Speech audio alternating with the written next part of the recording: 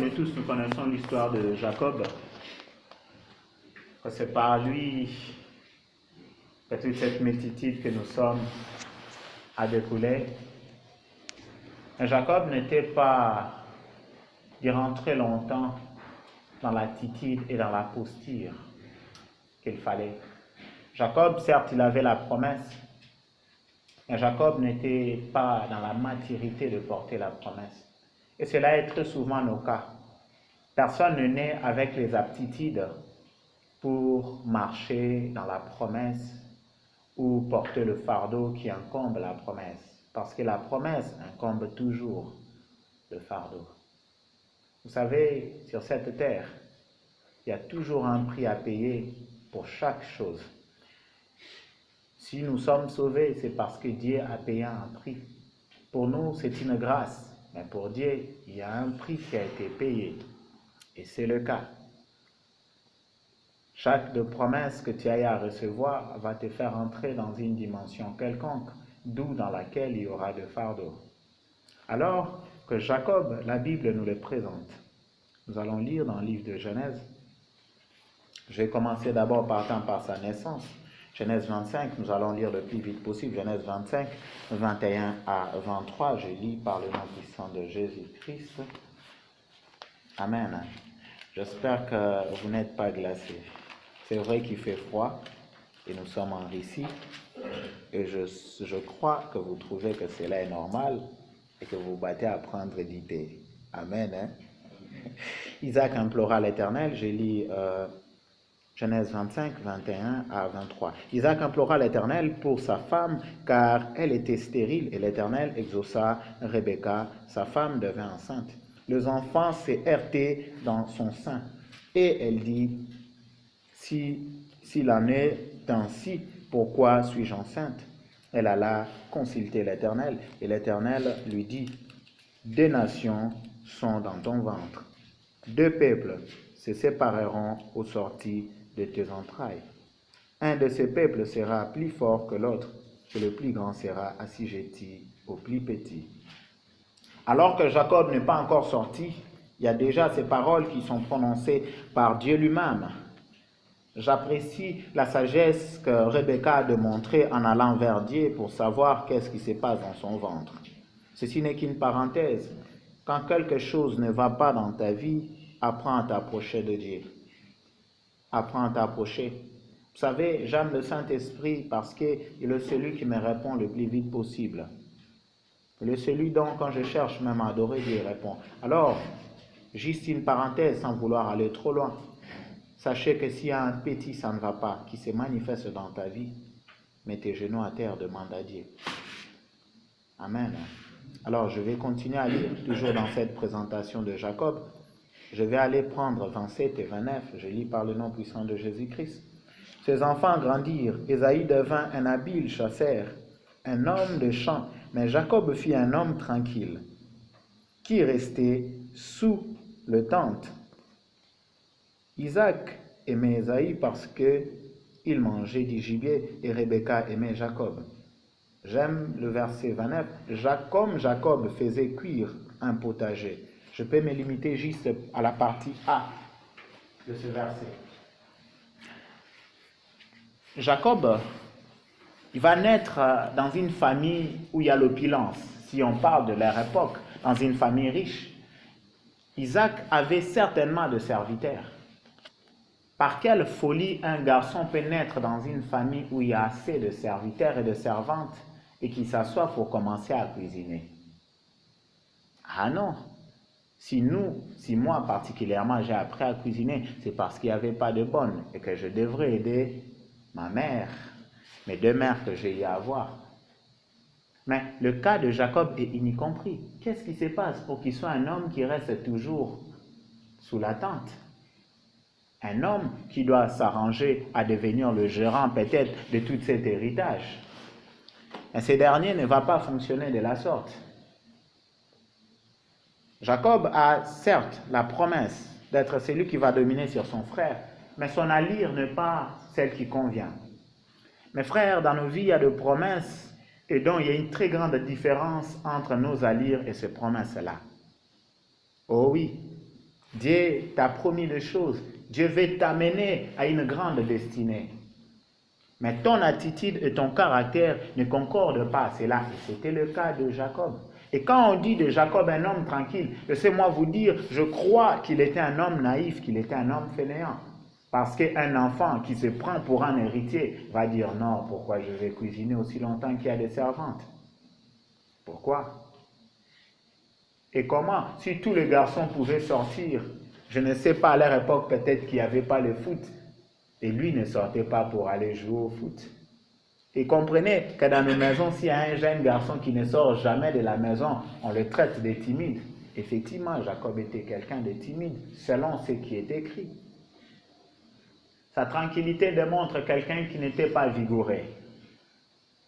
Et voire même, dans le verset que nous n'allons pas lire aujourd'hui, il avait la crainte énorme d'Ésaïe, que Ésaïe pouvait mettre fin à sa vie. Il ne pensait même pas à combattre Ésaïe.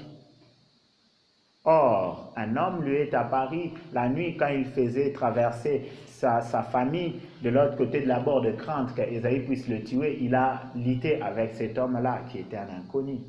Mais il avait peur de lutter avec son frère. Pourquoi? Il connaissait la vigueur de son frère qui courait derrière le gibier. Dieu nous a promis des choses, mais notre attitude de foi ne concorde pas à cela. Vous savez, l'attitude de Jacob a trait au nom qu'on lui a donné. Sa maman ne lui a pas donné le nom qu'il fallait. Sa maman y a bien fait à demander à Dieu qu'est-ce qui se passe dans le ventre. Mais Jacob, plutôt Isaac et Rebecca n'ont pas eu à demander à Dieu quels sont les noms à donner aux enfants. Demain, vous aurez des enfants, apprenez à demander à Dieu le nom que vous devrez le donner. Parce que le nom porte une image, parce que le nom attire un caractère. Amen. Vous savez, le Christ va changer le nom de Simon pour lui donner le nom de Pierre. C'est facile. Or, Simon signifie roseau de mer, si je ne me trompe pas. Or, le roseau de mer ne peut que vaciller à cause de tous les vagues. Alors, Christ va changer son nom. À fortiori de l'appeler Pierre, alors cet homme-là devenait solide. Le nom qu'on nous a donné façonne notre personne. Amen. Et lui, comme on l'appelait Risé, alors il pouvait se permettre de voler le droit d'aînesse de son frère. Ou bien, si je dirais de ne pas voler, jouer par la rise pour se procurer le droit d'aînesse de son frère. Alors que Dieu l'avait déjà promis. Il n'avait même pas besoin de faire cela. Amen. C'est vrai, Dieu t'a promis des choses. C'est vrai, tu vois peut-être là où Dieu veut t'amener. Peut-être tu ne connais pas ce que Dieu t'a promis. Il y a des choses que Dieu veut. Pour changer ces choses-là, Dieu fait particulièrement deux choses. Ah oui, je vous garantis, dans ma propre vie, je n'ai pas encore vu une troisième des choses. Dieu fait deux choses. Et nous allons le découvrir au travers des Écritures. Dieu vient à ta rencontre. Et puis Dieu t'envoie chez Laban ou te fait rencontrer un Laban. Alors nous allons lire les Écritures. Genèse 28. Genèse 28. Jacob partit de Beersheba, j'ai commencé par le verset 10, et s'en alla chez Charan. Il arriva dans un lieu où il passa la nuit, car le soleil était couché. Il y prit une pierre dont il fit son chevet, et il se coucha dans ce lieu-là. Il y a un songe, et voici une échelle était appuyée sur la terre. Son sommet touchait au ciel, et voici les anges de Dieu montaient et descendaient par cette échelle. Et voici l'Éternel se tenait au-dessus d'elle. Et il dit, je suis l'Éternel, le Dieu d'Abraham ton père et le Dieu d'Isaac. La terre sur laquelle tu es couché, je la donnerai à toi et à ta postérité. Ta postérité sera comme la poussière de la terre, et tu t'étendras à l'Occident, à l'Orient, au Septentrion, au Midi, et toutes les familles de la terre seront bénies en toi et en ta postérité. Je vais me limiter là. Qu'est-ce que Dieu va faire? Alors que Jacob, par la malice de sa mère, pour éviter qu'il soit tué par Ésaïe qui était fâché du fait que Isaac a béni Jacob, sa mère va jouer la malice afin que Jacob puisse aller dans le pays de sa famille pour qu'il soit protégé de Ésaïe. Ce soir, je n'ai pas le temps pour expliquer cela, mais si Jacob a fait ce voyage-là, c'est à cause de la malice de sa mère qui va convaincre Isaac en disant à Isaac, les épouses de Ésaïe, plutôt, il va lui dire, oui, Rebecca a dit à Isaac que les épouses d'Ésaïe me mettent la vie mal. Ésaïe. J'ai dit à tout moment excusez-moi, Ésaü. Ok, Ésaü. C'est ça? Ok, excusez-moi. Alors, il va parler de la sorte pour que Isaac puisse dire à Jacob de partir. Et Jacob va partir. Dans son parcours, Dieu, sachant qu'il a promis, il va aller à la rencontre de Jacob.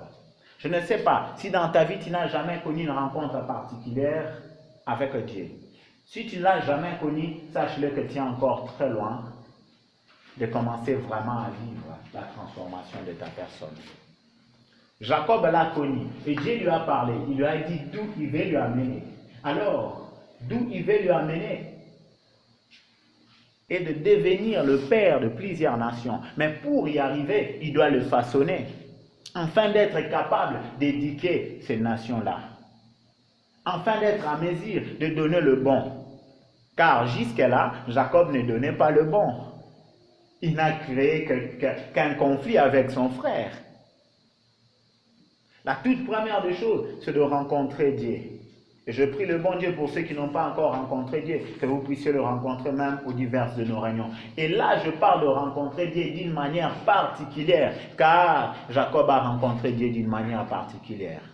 Oh oui, si tu viens pour écouter la prédication, c'est une bonne chose. Il doit y avoir aussi des moments où Dieu lui-même t'apparaît, où Dieu lui-même te parle au travers de ta méditation. Il te garantit des choses qu'il va faire avec toi. Oh mes frères, mes merveilleux moments sont des moments où Dieu me parle particulièrement. Il me dit, voici ce que je ferai avec toi.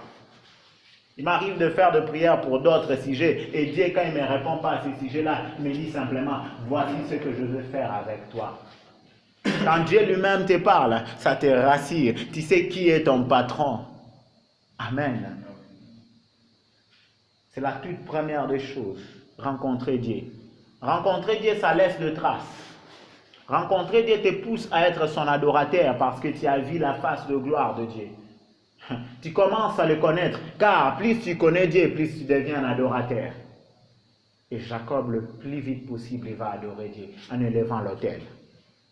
Amen. Car son autel, c'était l'autel d'alliance et d'adoration.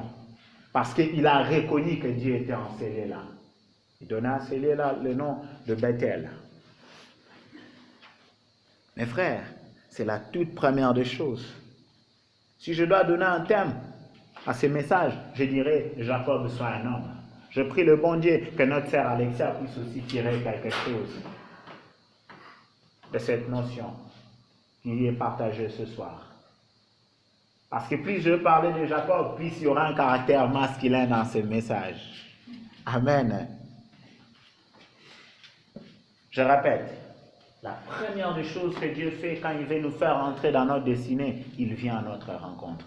Laisse-moi te dire, ce n'est pas toi qui vas à la rencontre de Dieu, c'est lui-même qui vient. Le Christ est venu vers nous. Ce n'est pas nous qui sommes allés vers le Christ. Dieu le fait. Il faut simplement désirer et accepter sa présence. C'est lui qui vient avec le contrat que tu dois signer. Ce n'est pas toi qui viens avec le contrat. Si c'est toi qui viens vers Dieu avec tes attentes, avec le contrat que toi tu as tracé, il va te révoquer. Parce que Dieu ne fonctionne qu'avec sa volonté et non ta volonté. Si tu arrives de désirer quelque chose et que Dieu l'accepte, sache-le que cela faisait soit partie du plan de Dieu, soit cela n'a mis en rien le plan de Dieu. Amen. Tu peux te dire, Dieu a me répondre une fois, deux fois dans des choses que je désirais. Laisse-moi te dire que peut-être Dieu t'est flatté à cause de ton niveau spirituel et qu'il te donnait encore des bonbons. Parce que dans la marche chrétienne, il y a des niveaux où Dieu te donne des bonbons, mais après Dieu te donne des épines. Amen. Ceux qui commencent la vie chrétienne avec toute douceur, où tout est bien, ils finissent pas grands, ils finissent de personnes simples. Amen. La première rencontre fait asseoir l'alliance avec Dieu. Oui, cette alliance-là existait déjà avant que Jacob puisse naître, mais Jacob a y avoir cela maintenant face à face. Je prie le bon Dieu que chacun de nous puisse rencontrer Dieu, que chacun de nous puisse commencer sa course. Que ça ne soit pas seulement par le parole du frère Claude ou d'un autre prédicateur pour que tu sois fortifié, mais le parole que Dieu lui-même t'adressera. Amen. Et je prie le bon Dieu pour qu'il commence encore à parler à nombreux. La deuxième des choses, c'est Laban. Dieu te fera rencontrer Laban, afin d'enlever en toi la tranquillité qui est en soi la timidité ou la lâcheté qui ne te permet pas d'entrer dans ta destinée. Et j'ai donné ce point le nom de l'importance de Laban, parce que c'est très important de pouvoir rencontrer Laban. En un mot, je dirais que Laban est ton désert. Sans Laban, tu ne deviens rien. Et oui, Laban va te faire souffrir, comme nous allons lire pour le cas de Jacob. Nous lisons Genèse 29. Je vais prendre rapidement 12 à 18 et peut-être je vais sauter. Jacob apprit à Rachel qu'il était parent de son père et qu'il était fils de Rebecca. Et elle courut l'annoncer à son père. Dès que Laban y entendit parler de Jacob, fils de sa sœur, il courut au-devant de lui. Il l'embrassa et le baisa et le fit venir dans sa maison. Jacob raconta à Laban toutes ces choses et Laban lui dit, « Certainement, tu es mon os et ma chair. » Jacob demeura un mois chez Laban, puis Laban dit à Jacob, « Parce que tu es mon parent, me serviras-tu pour rien? Dis-moi, quel sera ton salaire? » Or, Laban avait deux filles. L'aînée s'appelait Léa et la cadette Rachel. Léa avait les yeux délicats, mais Rachel était belle de taille et belle de figure. Jacob aimait Rachel et il dit, « Je te servirai 7 ans pour Rachel, ta fille cadette. » Et je préfère directement que nous puissions lire 31, plutôt avant 31, prenons 30, et puis je vais prendre la peine de tout expliquer. 30, je vais prendre du verset 38 à 41.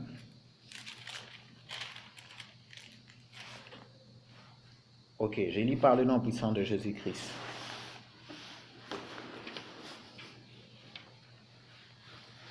Puis il plaça le branche qu'il avait pelé. Est-ce que j'ai mal noté? Ok, je crois. Ok. 31 plutôt. 38 à 40, je lis par le nom puissant de Jésus-Christ. Voilà 20 ans que j'ai passé chez toi.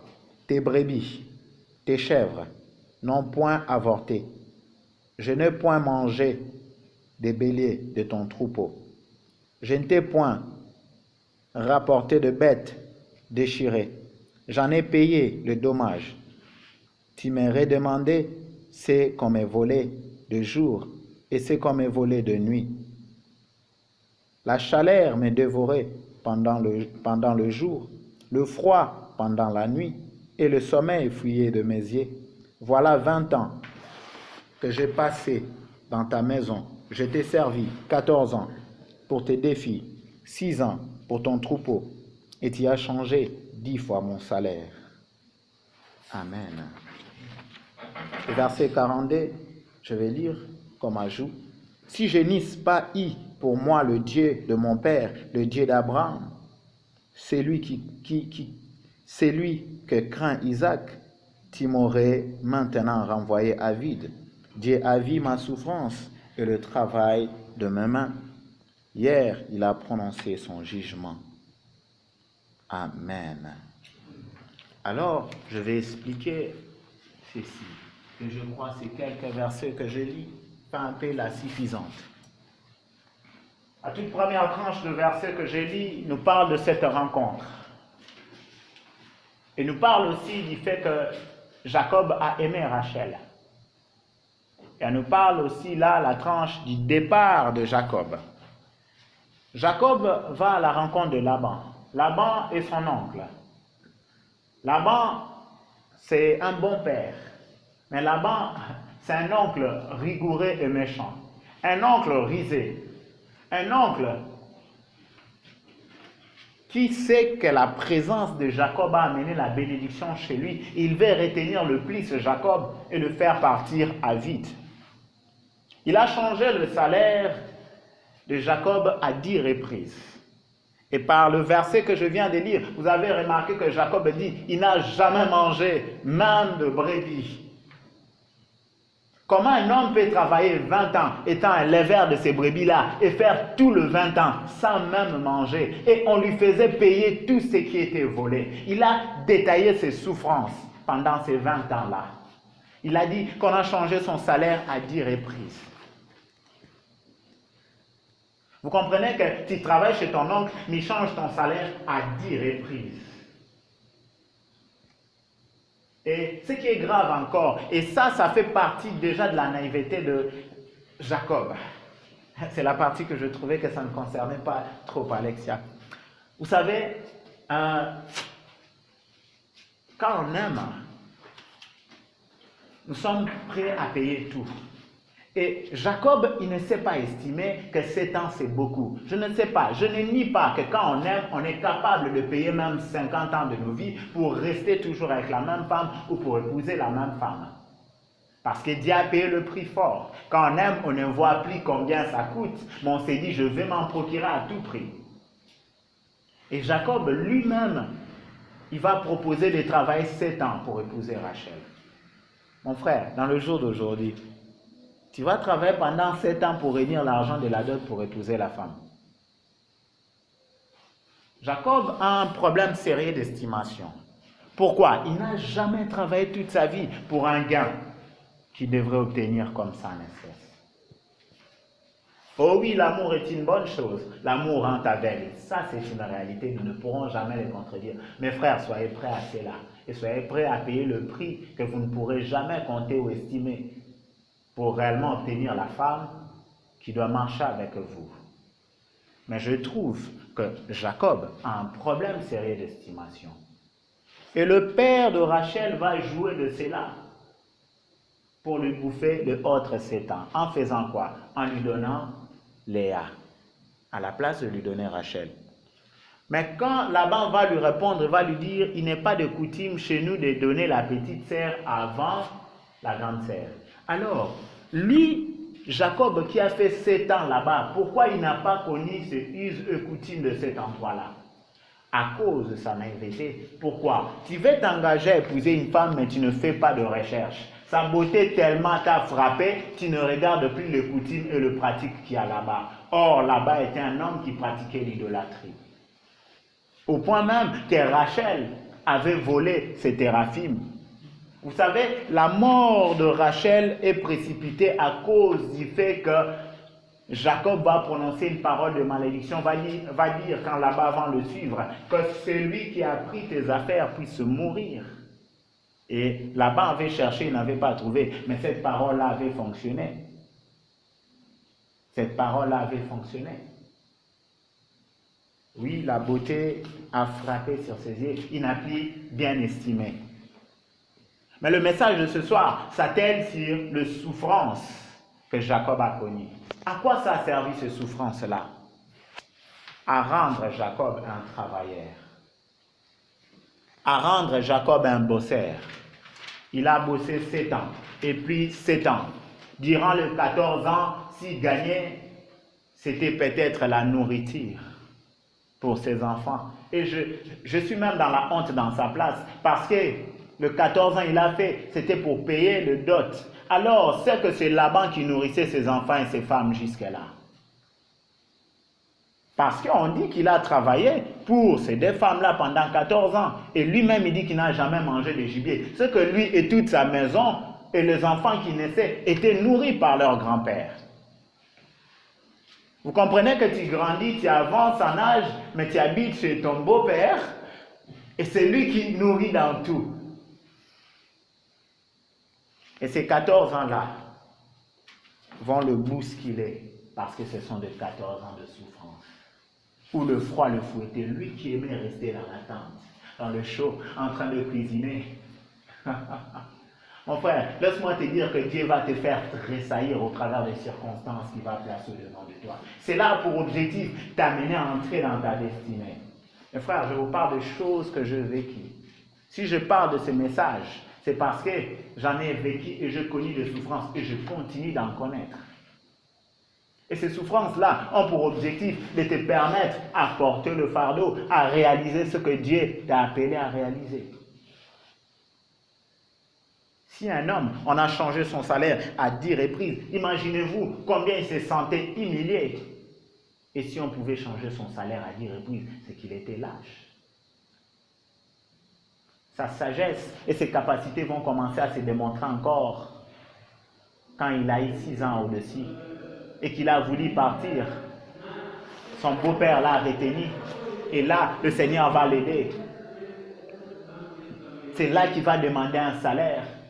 Donc aussi là-bas, on va jouer de la malice pour faire de sorte qu'il n'obtienne rien.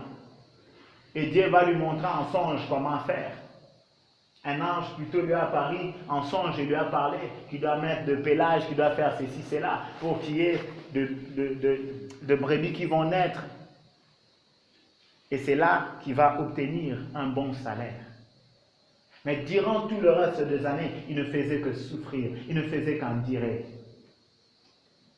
Être Jacob, c'est une bonne chose. Avoir la promesse de Dieu, c'est une bonne chose. Mais il te faut traverser le désert. Au début du désert, c'est Dieu que tu vas rencontrer. À la fin du désert, c'est aussi Dieu qui va te dire, rentre maintenant. On n'a pas vu Dieu parler avec Jacob durant tout le temps qu'il était chez Laban. Mais on l'a vu avant d'aller et quand il devrait quitter. Laisse-moi te dire, pendant le désert, Dieu devient silencieux. Parce que les paroles de Dieu ont toujours tendance à nous consoler et à nous fortifier. Ah oui, laissez-moi vous dire, quand je mal, je préfère écouter la voix de Dieu que la voix d'un homme. Parce que le Dieu, il est le créateur de toutes choses. La voix la plus rassurante ne peut être que la voix de Dieu. Alors, Dieu, sachant qu'il t'a placé dans le désert, il ne va pas beaucoup te parler. Et c'est là que le parcours de tout le monde. Et ce soir, je ne sais pas si tu es à quel point de ta vie, mais je vois nombreux, je sais que vous êtes encore au début, n'avez pas encore vécu le désert, n'avez pas encore vécu la douleur, où Dieu te place, il te dit fais ça. Et quand tu fais ces choses-là, ça n'amène que des dégâts, ça n'amène que des problèmes. Toi-même, tu te demandes, mais est-ce que Dieu est avec moi? Je crois que certainement, quand Jacob était dans le froid, dans le chaud, là, la chaleur, il s'est demandé, mais ce Dieu est où? Et c'est le même cas avec Joseph, qui avait réussi la promesse au départ,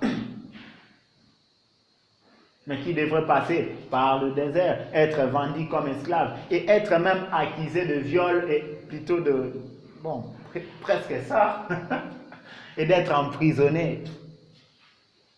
Mon frère, le désert est prévu pour le vainqueur, est prévu pour le victorieux. C'est dans ces moments-là qu'on apprend à savoir que s'il y a un ami, c'est Dieu. S'il y a un papa, c'est Dieu. En ces moments-là, il n'y a plus Rebecca à côté de toi. En ces moments-là, il n'y a plus Isaac à côté de toi.